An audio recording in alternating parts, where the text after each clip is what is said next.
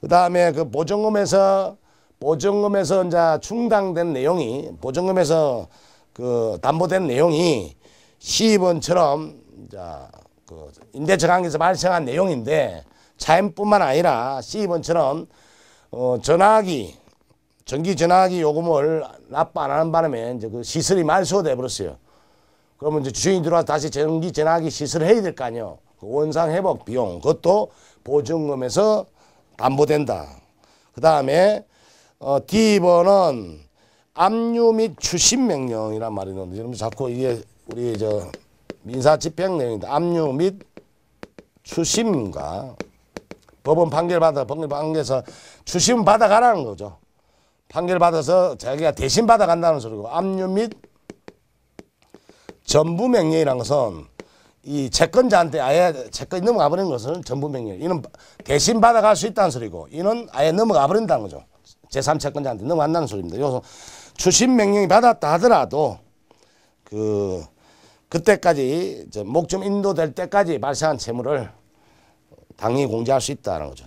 여러분들이 지금 담보적 효력과 관련해서요, 당연히 임대차 관계에서 발생한 채무다라는 거고, B번은 뭐 당연한 겁니다. C번과 E번 정도를 기억해야 된다. 보증금에서 담보되는 구체적 내용을 밝혀놓은 거죠. 그래서 전기시설, 전기 미납하는 바람에 전기료가 안 돼서 전기시설이 폐쇄돼 버렸다면 그걸 복구하는 비용도 들어가고, 그 다음에 원상회복, 2번에 원상회복하는 것도 복구 비용도 당연히 보증금에서 깔 수 있다. 보증금에서 공제할 수 있다는 얘기입니다. 다만 이제 2번 내용에 그 원상복구 비용이 그 임차 목적으로 있는 건 당연히 그것을 공제할 수 있는데, 별개의 약정으로, 예를 들면 원상복구 비용으로 1,000만 원을 당신이 임차인이 지급하기로 한다라고 원상복구 비용으로 따로 이 건물을 시설하되 당시 철거 안 하면 내가 철거 비용을 1,000만 원 청구한다라고 따로 약정을 맺은 경우는 그건 임대차 계약과 별개의 약정이니까 보증금에서 당연히 공제되지 않습니다. 그건 공제되지 않아요. 당연히 공제되지 않는데, 그걸 이제 합의를 그 보증금에서 따로 약정하면서 보증금에서 공제하기로 약정했다면 이제 공제할 수 있죠. 그래서 원래 별개 약정은 보증금에 공제될 수 없다. 다만 약정으로 예외적으로 약정을 했다면 보증금에서 깔 수 있다 말이죠. 근데 세 번째, 보증금에서 깔 수 있다 약정을 했다 하더라도 그걸 원상 회복시키지 않고 그대로 다른 사람들 임대했다면 원상 회복시키지 않았으니까 그 별개 약정으로 발생한 채무는 보증금에서 깔 수 없다라는 게 3번입니다. 입증 책임은 참고로 보십시오. 뭐 보증금 지급했다 는 임차인이 할 거고, 연체사실 발생했다라는 건 임대인이 할 거고, 그건 상시니까 참고로 보시고요. 입증 책임은 뭐 일반적인 내용 한번 보시기 바랍니다.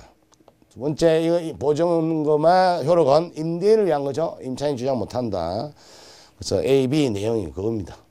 뭐 임대인이 선택적으로 행사할 수 있는 것이 임대차 관계를 주장하든지 보증금을 까든지, 임차인이 보증금을 까셔라고 할 수 없다라는 것이 그 내용입니다.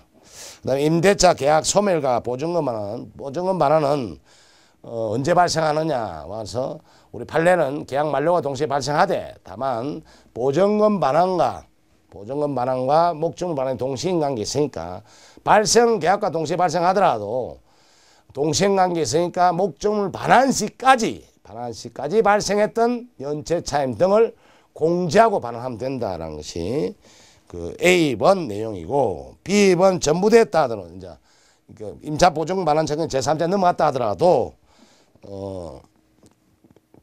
실제로 임대인이 제3자한테 보증금 줄 때까지는 임차인 점유하더라도 불법 점유가 아니다. 그리고 인도를 해야 되는데, C번 동시행관계에서는 인도를 해야 되죠. 근데 C가 퇴거만 하고 그 사실을 알리지 않았다면 인도된 걸 볼 수 없다는 거죠. 뭐 기억에 내용은 그렇게 뭐 시험과 관련해서 상관없이 참고를 한번 보시고, 이제 보증금 반환 당사자 관해서 A번 내용인데,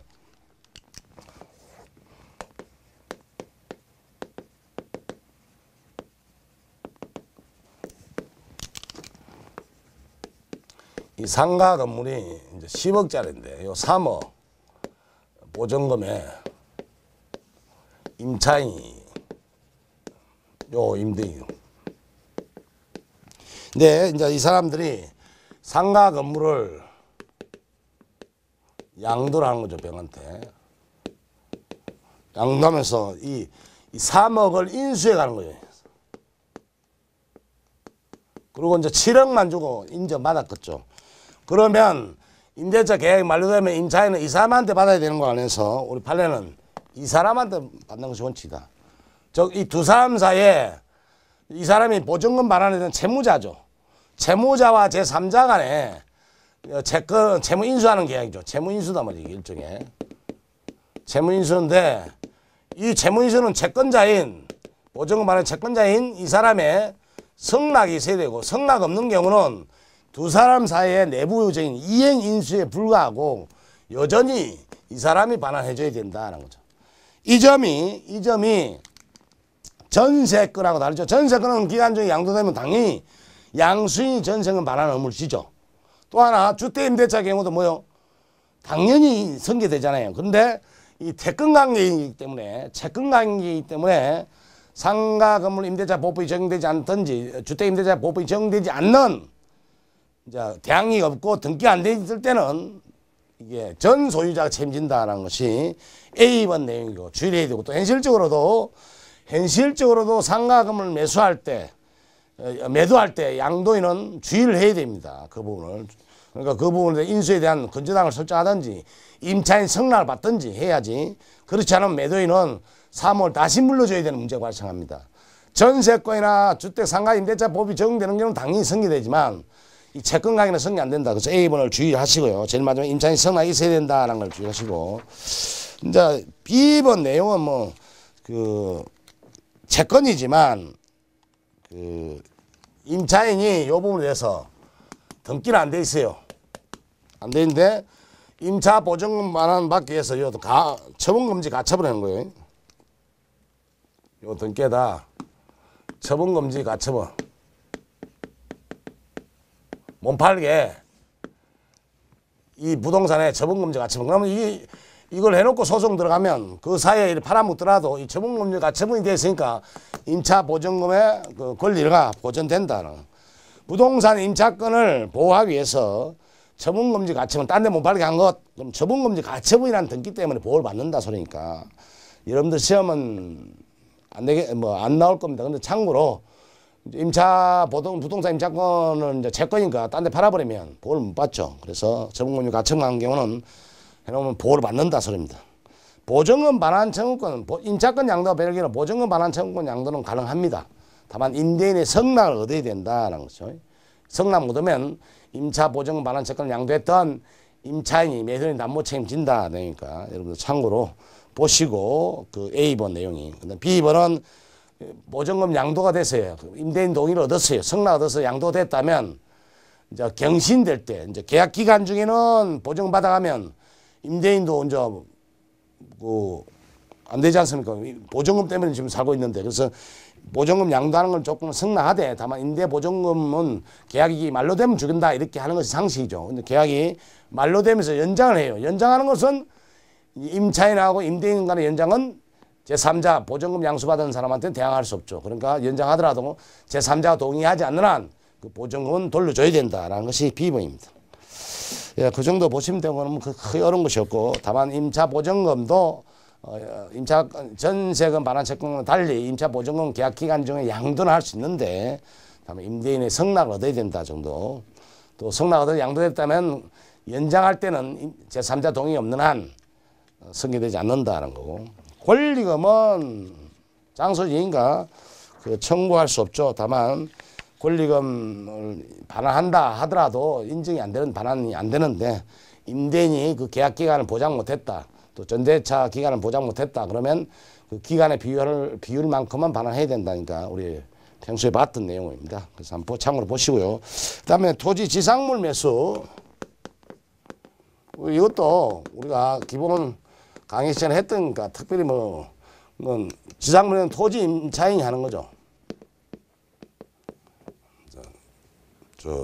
토지 임대인한테 대상 이게 이제 공작물이 있고 나물 수도 있고 대상 돼서 행사하는 거죠. 효과 요 내용입니다. 그러니까 우선 여러분들 객관시험은 토지 임차인한테 인정되는 권리다.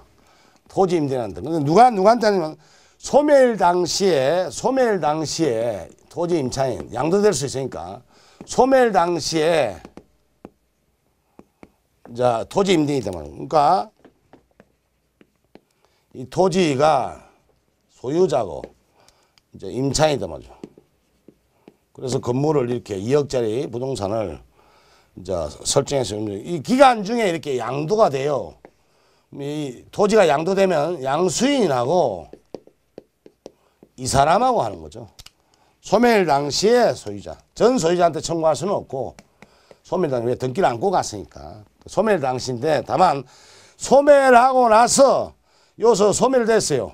그리고 양도된 거예요. 소멸이 양도됐는데 이때 소멸 당시에 채무불이행 없이 소멸됐으니 이 사람 청구할 수 있게 됐죠. 이런 경우는 이 사람한테도 승계된다 봅니다.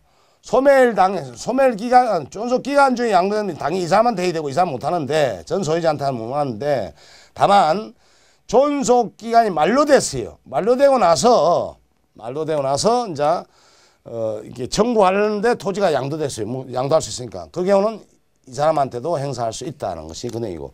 물론 토지 임차인인데, 토지 임차인이, 이제 전차인 경우는, 이제 적법한 전차인 경우죠. 적법 전차인. 전차인 경우는 적법 전차인인데, 적법 전차인은 건 임대인 동의를 얻어야 되죠. 대상이 지상물이죠. 지상물인데, 지상물이면 되는데, 이제 여러분들 관련해서 매수 청구권의 대상, 여러분들 판례에 1번 지상물 매수 청구권자는 기억 니은 한번 읽어보시면 매수 청구의 상대방에서 기억 임차권 소멸 당시 토지 소유권 상실은 임대인한테는 청구할 수 없다. 기억에는 이미 소멸 당시에 계약 기간 중에 넘어갔다는 소리입니다. 이건 청구 못한다는 거고 전 소유자한테 청구 못한다는 거고 니은은 종료 후에 넘어갔단 말이죠. 종료 후에 넘어갔으니까 전 소유자한테 하지 않고 현재 소유자한테 할 수 있다. 지금 이 설명한 거 내용이고 매수 청구권의 대상 관해서 토지에 있는 건물에 대해서지 자기 건물을 지어서 자기 특수 영업으로 건물 속에 자기의 건물과 객관적 가치와 상관없이 건물에 자기 앰프 시설, 자기 개인용으로 쓰는 앰프 시설을 했다든지 이런 것은 자기 특수한 용도나 사업을 위한 거니까 그거는 매수 대상이 안 된다. 항상 특수 사업, 특수 내용, 자기 개인 거는 안 된다라는 걸 주의하시고 그리고 특수 건물에다가 건물을 매수 청구하는데 건물 자체에 도움되는 것이 아니라 건물에 자기가 필요해서 건물 주인으로서 필요해서 앰프 시설을 했다든지 방음 시설 아니죠. 자기 개인 용도로 영업시설한 거는 청구 못한다. 매수 청구 대상이 안 된다. 두 번째, 그것이 중요하고, 두 번째, 매수 대상이 되면, 그다음부터는 경제적 가치가 있든, 매도인한테, 토지 소유자한테 경제적 가치가 있든 없든 상관없이 다 청구할 수 있다는 것이, 니은, 디귿, 리얼, 미연, 비업입니다. 다만, 니은의 건물, 동의어도 살 필요 없고, 뭐가 되고, 미음에 토지 임대인한테 경제적 가치가 없더라도 토지 임대인한테는 도움이 안 된다 하더라도 청구할 수 있다는 거죠. 또 리얼도 철거하고 다시 신축하기로 인정했어요. 토지 임대차 계약할 때 임대인이 지었던 건물을 철거하고 자기 신축하기로 합의했다면 그 신축 건물에도 청구할 수 있다는 거죠. 다만 토지 임대인이 사가지고 다시 팔아먹어야 되니까 양도 가능해야 된다. 제3자 토지에 거쳐있을 때는 토지 임대인 토지 있는 거에 대해서만 청구할 수 있고 그런 대상은 제한이 없죠. 다만 주의해야 될 거 아까 뭐라고 그랬어요? 자기 특수영업을 위해서 들어간 거는 매수 대상이 안 된다는 거 하나만 주의하면 되죠. 나머지는 일반적이고 행사자권은 채무불이행이 있으면 안 되죠. 그 전에 갱신청구권 행사하고 나서 이제 거절할 때 할 수 있다. 다만 임대인 쪽에서 미리 거절 통지했으면 할 수 있고 그 다음에 시기에는 제한이 없으니까 1심했다 지하했다가 다시 할 수도 있고 다만 디귿에 채무불이행을 할 수 없다. 그리고 매수 청구되면 이 형성권이니까 상당 가격으로 계약이 체결된 걸 본다. 다만 이 상당 가액이란 것은 건물 자체에 이 자체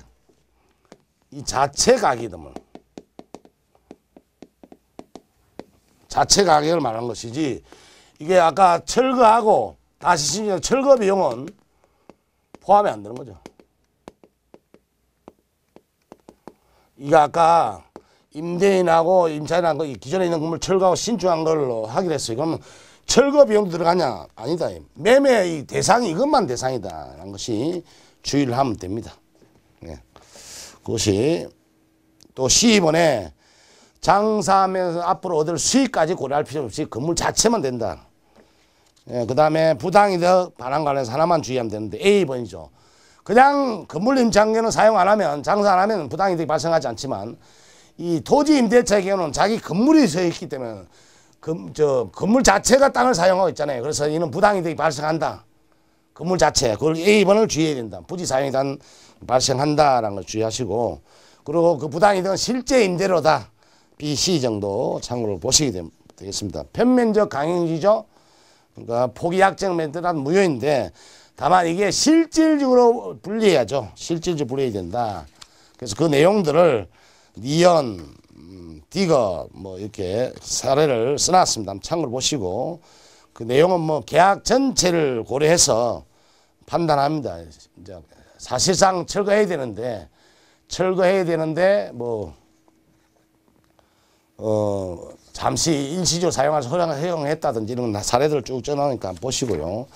부속물 매수 청구도 매수 대상이 이제 부속물이죠. 부속물의 내용이 건물 객관적 가치를 증가시키고 그 다음에 그 독립성을 갖춰야죠. 건물은 독립돼 있어야 되고 건물의 객관적 가치 증가시켜야 되는데 그 판단은 계약 체결량과 건물 전체 구조를 고려해서 판단한다. 그래서 그 음식점, 공부상 음식점이면 그 음식점을 위해서 설치한 것은 해당되지만 사무실로 빌렸던 것을 그걸 상계땅 지정하는 것은 허용 안 된다. 그리고 행사 요건은 채무 불이행을 하면 안 된다는 것. 그런 것들을 주의하시고 그 다음에 행사 효과가 관해서 기업 부분에 임차 보증금을 이제 정부가 됐다 하더라도 부속물 매매수 대금 별개니까 임차 보증금하고 부속물 매수는 별개니까 임차 보증금을 제3자 지급하시오라고 하더라도 부속물 매매 대금에 대해서는 임차는 지급해야 된다. 니은에 둘째 정기적 항배권은 연기적 항배권을 의미한다.